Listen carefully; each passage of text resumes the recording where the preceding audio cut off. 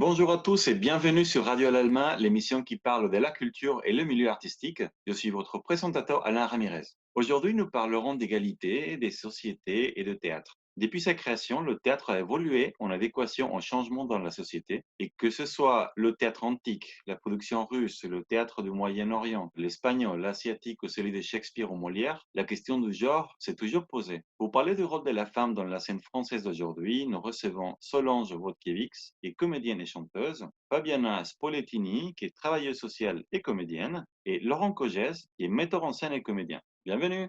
Merci. Merci. Bonjour. Bonjour. Bon, écoutez, je suis ravi de vous accueillir aujourd'hui. On va parler un petit peu de ce que le rôle de la femme dans le milieu artistique d'aujourd'hui, parce que, enfin, on le sait, ça a bien évolué avec le temps, il y a eu plein de changements, donc voilà. Pendant une longue période, les personnages féminins étaient relégués sur un deuxième plan, où ils étaient toujours perdants face au masculin. Il y a eu toujours un rapport de force entre les deux. À un moment donné de l'histoire, il avait même l'interdiction pour les femmes de jouer, de mettre en scène ou d'écrire des pièces. On disait qu'elles portaient la poise sur scène. Et bon, aujourd'hui, ce n'est plus forcément le cas. On a bien dépassé cela. Ou pas. À vous de me dire ce que vous en pensez. Donc voilà. À partir de vos expériences, quel est votre avis? Qu'est-ce que vous expérimentez dans votre quotidien en tant qu'artiste? Vas-y, Laurent. J'avoue que la question, pour moi, elle est double en tout cas. J'ai l'impression que de ce que j'observe, à la fois, elle se pose dans le rapport entre les hommes et les femmes pratiquants et pratiquantes du théâtre. Donc, l'égalité ou la parité se pose, sur, le nombre de femmes dans les équipes, qu'elles soient techniques, artistiques ou dans les équipes des théâtres, les femmes à la direction des théâtres et cetera. Et la question, elle se pose aussi, mais plus de mon expérience de spectateur, sur la représentation, c'est-à-dire comment on représente aujourd'hui les femmes, comment on représente une forme d'égalité. En tout cas, c'est dans la question de la représentation, qu'est-ce qu'on peut raconter de la femme aujourd'hui dans les pièces de théâtre, que ces pièces d'ailleurs relèvent du répertoire classique ou du répertoire contemporain. Et j'ai l'impression que déjà, moi, il y a ces deux choses-là, en tout cas, moi, que j'identifie par rapport à cette question. D'accord. Vous voyez les mêmes choses, les filles? Oui, Solange? Ouais, moi je suis assez d'accord avec, enfin, il y a vraiment 2 axes et c'est vrai qu'au niveau des équipes, ça bouge, mais ça bouge quand même très lentement.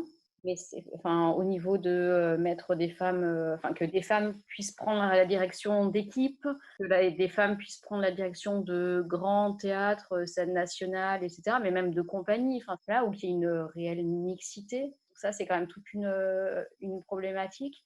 Ça évolue, mais quand même très lentement et il y a encore aussi et au niveau de la représentation de la femme, ce qui bouge un petit peu selon moi, c'est qu'il y a des femmes qui commencent de plus en plus à écrire quand même et ça change des choses parce que du coup, c'est des femmes qui imaginent enfin qui parlent aussi de la sensibilité féminine, de la place des femmes et ça amène effectivement des modifications, mais là encore, c'est très lent et c'est vrai que curieusement, le théâtre qui pourrait permettre, beaucoup plus d'imaginaire que le cinéma puisqu'il y aurait pas la représentation des corps, la représentation physique écrasante, parce qu'on a quand même une manière de stéréotyper les corps et d'avoir, vraiment une vision quand même très, patriarcale où il y a vraiment des schémas où la femme est quand même cantonnée à des rôles et il y a des critères physiques très, très forts. Le théâtre, aurait pu s'abstraire beaucoup plus de ça et curieusement est quand même encore très limité, je trouve. Complètement. Enfin, c'est vrai que cela a changé énormément, mais on n'est pas encore dans l'égalité complète. Ce que tu disais, oui, des femmes qui sont à la tête des grands théâtres, et comme ça, c'est vrai qu'il y en a encore très peu, même s'il y a de plus en plus de comédiens, de plus en plus de metteurs en scène, tout ça. Enfin, là, comme ça, je peux penser à Mouchkine, aux Têtes de Soleil, et c'est une personnalité assez complexe. Otos Archambault, la MC93, mais après, il n'y a pas beaucoup de noms qui me viennent à l'esprit, en fait, en tant que directrice vraiment des grands lieux ou des grands festivals, non? Oui, Fabien? Oui, justement, il y en a pas beaucoup et surtout si ça arrive qu'une femme, elle arrive à devenir directrice d'un grand théâtre, ça devient presque un événement. C'est-à-dire qu'on s'arrête sur le fait qu'ils sont femmes et pas un professionnel qui a une expérience, des compétences, des directrices et c'est toujours un peu, ça fait presque le buzz un peu et on en est encore là. Et on le voit aussi dans les journaux, la manière aussi d'écrire. C'est pas que dans le milieu théâtral, mais chaque fois qu'une femme, elle arrive à un moment donné à assumer un rôle de direction, devient directrice, c'est toujours un événement et on s'appuie beaucoup sur le fait qu'il soit une femme. On en est encore là. Et même si on est en Europe, où en tout cas on a fait quand même encore, on continue à faire des efforts. Les femmes, comme elle disait Solange aussi, dans le milieu théâtral, il y a de plus en plus d'auteurs. Mais c'est vrai que c'est encore une lutte, le fait d'être reconnu en tant que des professionnels tels comme les hommes. Et on se base encore sur le fait qu'il soit, oui, là, on est surpris parce que c'est une femme qui arrive à un poste de direction, de pouvoir. On revient à la question des rapports de pouvoir. Et on en est encore là aujourd'hui. Et justement, aujourd'hui, j'étais en train un peu de me documenter et tout, et j'étais touchée par une petite découverte d'un spectacle. On a hâte vraiment que les théâtres réouvrent, femmes ou hommes. Mais en tout cas, de ce spectacle, une metteuse en scène que je ne connaissais pas aussi comédienne, qui s'appelle Lorraine de Sagazan, et elle a adapté la pièce de Ibsen, Maison de Pupées, où les rôles sont inversés. Donc ça m'a rendu curieuse de découvrir cette pièce. Et voilà, le fait de voir un petit peu les rôles inversés, qu'est-ce que ça donne. Voilà, je serais curieuse un peu de découvrir cette pièce. Oui, c'est très intéressant. J'aurais quelque chose à vous dire, mais avant, Laurent, tu voulais dire quelque chose? Oui, je voulais rebondir sur ce que disait Fabiana. Je suis assez d'accord sur le fait qu'on a tendance à énormément communiquer et je pense que l'idéal à atteindre, c'est plutôt que ça devienne normal, c'est-à-dire que ça devienne évident, que ça devienne naturel et qu'on se pose même pas la question, puisque évidemment on communique, mais on communique sur les noms qu'on montre, donc on communique sur les directrices, les metteuses en scène, les comédiennes qui sont à l'affiche, mais en fait on communique jamais sur les équipes techniques, etc. Et à l'intérieur des équipes, on s'aperçoit qu'en fait on n'est pas du tout sur une égalité et qu'on est dans un milieu qui peut encore être empreint de sexisme ou d'une forme de misogynie et que le problème est réellement là, c'est que notre milieu est sclérosé exactement comme la société. Et on communique exactement comme ailleurs dans la société en disant, voilà, on atteint une forme d'égalité ou de parité, mais tout ça, c'est voilà, c'est une opération de com, quoi. Complètement. Oui, Solange. Oui, pour rejoindre ce que disent Laurent et Fabiana, enfin, c'est vrai qu'en plus, les femmes qui arrivent à la direction de théâtre, et c'est quand même pas les plus grandes scènes, parce qu'il faut quand même bien dire que les théâtres nationaux aujourd'hui, c'est encore des hommes, ça veut dire aussi que leurs spectacles tournent quand même beaucoup entre eux. On en connaît 5, et il y a une question de légitimité qui est extrêmement forte pour les directrices de compagnie, pour les directrices de scène nationale et autres, pour les comédiennes. Et c'est vrai que malgré tout, en fait, curieusement, dans les stages, dans les formations, on est énormément de femmes qui resteront sur le plateau et autour. Il y en aura très peu parce qu'il y a quand même beaucoup, et encore dans le théâtre classique, beaucoup de rôles masculins et parce qu'il y a tout un tas de questions de légitimité qu'un homme ne se pose pas. Il y a tout un rapport au corps qui est très très fort et qui limite beaucoup les femmes, que ce soit dans l'image qu'on renvoie et où quand même il y a des critères de beauté avec plein de guillemets qui quand même écrèment énormément. Il y a le côté de tout ce qui est rapport d'âge, voilà. Il y a aussi évidemment la question de la maternité, qui est quand même quelque chose d'énorme dans une. Enfin, c'est un vrai choix. Complètement. Enfin, c'est quelque chose de compliqué à mener. Et puis, il y a toute la question du sexisme et des violences, quoi. La question des rapports de séduction, les rapports de pouvoir, comme disait Fabiana, ça joue énormément. On n'a pas encore fait tout le chemin. J'espère que ça va arriver un jour. Il y a quelque chose que vous avez dit qui m'a interpellé par rapport à ce que vous disiez toutes les deux, Solange et Fabiana, sur la dramaturgie et tout ça. C'est vrai que ça change, mais en France, on est encore loin d'atteindre l'égalité. Dans un épisode précédent, en décembre, je parlais avec deux dramaturges espagnols qui sont assez connus dans le milieu, Carmen Losa et José Ramón Fernández. Et ils me disaient que actuellement en Espagne, ça ne se pose même plus la question en fait. C'est vrai qu'il y a encore une dizaine d'années, une quinzaine d'années, c'était rare de voir des noms de femmes autant en dramaturgie qu'en mise en scène dans les pièces qui se présentaient dans les théâtres. Mais aujourd'hui, apparemment, hein, il ne se pose même plus la question du genre. C'est devenu beaucoup plus paritaire et ça ne choque pas le fait de lire des noms de femmes sur les affiches. Ce n'est pas encore 50-50, mais c'est beaucoup plus accepté, entre guillemets, que ceux qui se présentent sur la scène française d'aujourd'hui. Après, bon, moi personnellement, je suis pas encore allé en Espagne pour voir vraiment comment ça se passe ou comment cela évolue dans les autres pays limitrophes, en Allemagne, en Italie, qui ont aussi une grosse production théâtrale. Mais si à Madrid la chose est en train d'évoluer de cette manière, c'est peut-être là qu'il faudrait prendre l'inspiration. Oui, Fabienne. Oui, je voulais intervenir concernant l'Espagne. C'est le pays d'Europe où le gouvernement, en fait, a avancé un budget assez important contre les violences faites aux femmes. Donc, c'est un pays du Sud, un pays latin, avec une culture aussi machiste, on peut le reconnaître, traditionnellement, comme aussi l'Italie. Mais c'est vrai qu'ils ont fait vraiment beaucoup d'efforts. Il y a beaucoup de mouvements féministes, il y a beaucoup de militants et militantes qui ont quand même joué un rôle important et qui ont fait qu'ils ont vraiment mis la pression au gouvernement et ce budget quand même important pour la lutte contre les violences faites aux femmes, en fait, c'est le plus important en Europe. On aurait imaginé que ça pouvait venir de la Suède, d'autres pays du Nord, alors que ça vient de l'Espagne. Donc, c'est un message important et je pense que ça a une influence déterminante aussi sur le rôle des femmes, aussi dans le milieu de la culture, dans le milieu donc aussi du théâtre, du spectacle vivant et du cinéma. Et il y a de plus en plus aussi en Espagne, même au niveau de rôles joués par des comédiennes, vraiment moi j'en parlais aussi avec Solange, on avait un film, là je ne parle pas forcément du théâtre, un film contemporain qui est sorti cet été, qui n'y a pas eu beaucoup de visibilité, où le rôle de la femme, de la protagoniste du film, a été vraiment, on sentait vraiment écrit, joué d'une façon vraiment, d'une sensibilité qui ça nous a vraiment beaucoup touché. C'était quel film, pardon? Je ne me rappelle pas le titre, mais peut-être que Solange se rappelle. Je suis vraiment désolée parce que c'est un peu, j'ai entendu à la radio dernièrement et ça m'a fait repenser à ce film. Malheureusement, je ne me rappelle pas les titres. Donc voilà, juste pour dire que ça ne m'étonne pas du tout qu'en Espagne, il y a moins cette problématique. Je crois que le film dont vous parlez s'appelle Eva en août. Tout à fait, Laurent, merci beaucoup.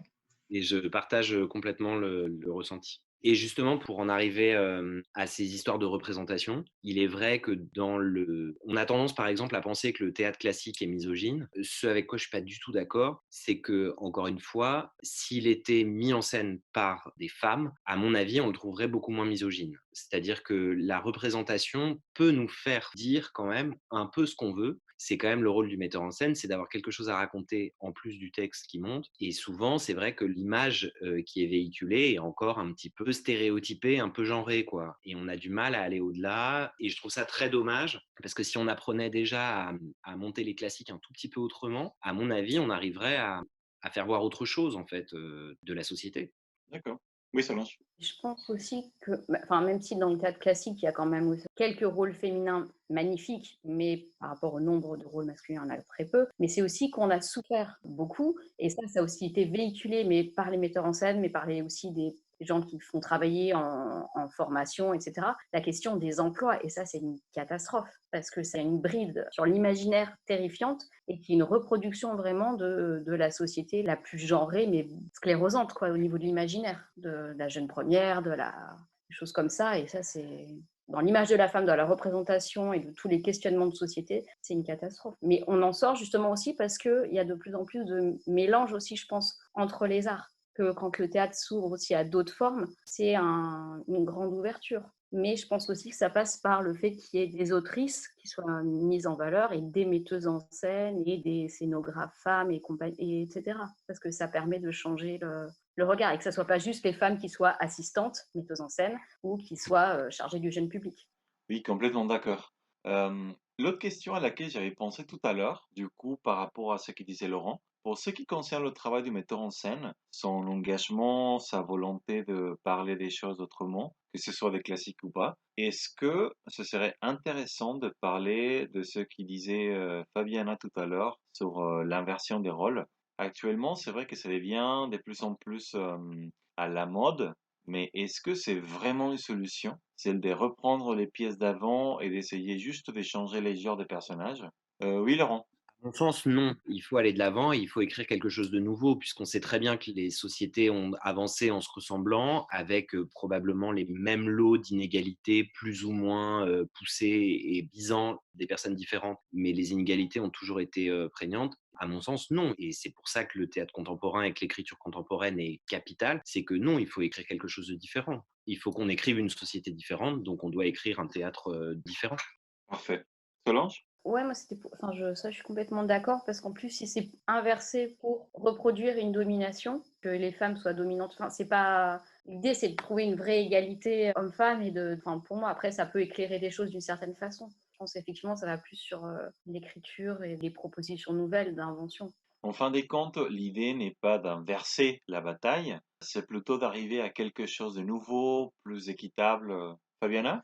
Oui, je voulais rebondir sur le fait que je suis complètement d'accord avec aussi le fait d'encourager les auteurs à écrire aussi des pièces qui parlent d'aujourd'hui. Je pense que les contemporains, c'est important aussi. C'est être en lien justement avec ce qu'on vit aujourd'hui dans cet ici et maintenant et se projeter voilà, dans un futur qu'on peut passer aujourd'hui et justement aussi le rôle des femmes. Mais je pense aussi que les classiques, en tout cas, nous racontent toujours quelque chose qu'on peut, comme le disait Laurent, aussi le réinterpréter selon les codes de la culture d'aujourd'hui. Moi, j'aimerais beaucoup, par exemple, voir une Juliette qui pèse 80 kilos, par exemple. C'est-à-dire que, pourquoi pas, justement, imaginer de, voilà, montrer Romain et Juliette comme un couple peut-être un peu différent qui parle d'aujourd'hui, qui parle du fait qu'il y a des adolescentes qui à 16 ans, elles peuvent être jolies ou pas, mais en surpoids ou pas, mais qui peuvent être justement différentes de l'image qu'on peut avoir de Juliette, liée à, par exemple, même à certaines pièces de théâtre, mais aussi de films. Je pense en particulier le Juliette et Romain de Zeffirelli. Ce tableau assez classique de deux jeunes qui sont merveilleux, on ne dit pas le contraire, mais Romain et Juliette pourraient aussi avoir de l'acné, du surpoids et avoir des maladresses d'adolescents. Oui, des personnages un peu plus humains, quoi, pas des stéréotypes parfaits. Oui, Solange, on va bientôt arriver à la fin de l'émission, mais tu voulais dire quelque chose? En fait, moi, je voulais une dernière chose, ce que disait Laurent sur le théâtre qui est à l'image de la société, c'est-à-dire qu'on reproduit les mêmes problématiques et que, par exemple, la question de la précarité sont des choses, forcément, les inégalités de mener une carrière, enfin, une carrière avec plein de guillemets, hein, mais aussi de comment on gagne sa vie. Évidemment, je ne dis pas que c'est simple pour les hommes, mais je pense que c'est d'autant plus compliqué pour une femme, avec encore une fois toutes les questions d'âge et de maternité. Et d'âge, mais pour le vieillissement, etc. Parce que c'est pas pareil pour les hommes et pour les femmes. C'est pas vécu de la même façon et c'est pas regardé de la même façon. Et ça, je pense que ça joue aussi sur le fait que les femmes restent plus longtemps ou pas dans le théâtre, restent et qu'on a des noms aussi de grandes metteuses en scène qui ont 60 ans, 70 ans, ou de comédiennes. Je pense que ça joue. Complètement, complètement. Oui, c'est vrai que c'est plus restreint pour une femme qui change voilà, son corps ou qui prend de l'âge et tout ça. C'est quoi, c'est complètement, c'est vrai. Bon, écoutez, je vous remercie énormément d'avoir partagé ces petits moments avec moi. C'est vrai que le sujet, il est assez riche, en fait. Je pense qu'on commençait à peine à creuser la première couche, mais enfin, peut-être que dans l'avenir, on aura d'autres moments pour échanger plus en détail et aller au-delà de tout ça. Et peut-être qu'un jour, on va essayer de changer le théâtre, révolutionner complètement le théâtre, que ça soit vraiment une chose plus équitable pour tous. Surtout que bon, on parlait de la femme, mais c'est pas la seule tranche de la société qui est touchée par ce type de restrictions, on va dire. Donc bon, voilà, on pourra peut-être en parler dans d'autres émissions. Pour l'instant, bah, je vous remercie énormément. À tous ceux qui suivent l'émission, je vous invite à appuyer sur le bouton souscrire pour continuer à entendre des choses hyper intéressantes avec nos invités, à liker la vidéo et à partager. Et je vous retrouve très bientôt pour d'autres sujets et d'autres aventures ensemble. À bientôt.